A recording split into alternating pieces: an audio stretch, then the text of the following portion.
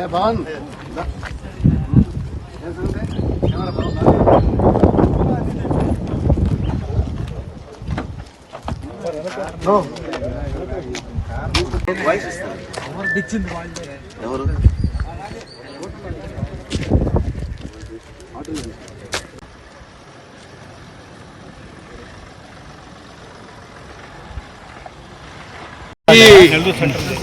గోవర్ధన్ రెడ్డి గారి కేసులో పోలీసు వారు గోవర్ధన్ రెడ్డి గారిని పోలీస్ కస్టడీ కోరుతూ 7 రోజుల కస్టడీ కోరుతూ ఆయన్ని విచారించాలని చెప్పి పిటిషన్ ఫైల్ చేశారు.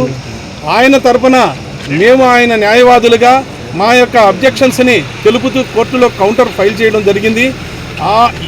అసలు పోలీస్ కస్టడీకే ఇవ్వాల్సినటువంటి అవసరం లేదని, ఏ పరిస్థితుల్లో కస్టడీ ఇవ్వాలో ఏ పరిస్థితుల్లో కస్టడీ ఇవ్వకూడదో అపెక్స్ కోర్ట్స్ వారు పొందపరిచినటువంటి వారి యొక్క తీర్పులను కూడా రిలై అవుతూ కోర్టు వారి ముందు నా యొక్క ఆర్గ్యుమెంట్స్ వినిపించడం జరిగింది.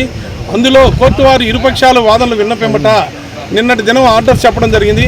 ఆ ఆర్డర్స్ ప్రకారము ఆయన యొక్క న్యాయవాది సమక్షంలో ఆయన న్యాయవాదిని ఎంచుకునేటటువంటి రైట్ ఉంది కాబట్టి ఆయన యొక్క న్యాయవాది సమక్షంలో ఇన్వెస్టిగేషన్ జరపాలని, ఆయన మీద ఏ విధమైన ఫోర్స్ కానీ ఆ ఒత్తిళ్లు కానీ ఇల్ ట్రీట్మెంట్ కానీ చేయకూడదని కొన్ని సూచనలు చేసింది. ఆ ఆర్డర్ ప్రకారం ఆ సూచనలన్నీ కూడా పాటించాలని చెప్పి ఇన్వెస్టిగేషన్ ఏజెన్సీకి డిఎస్పీ గారికి సూచించడం జరిగింది.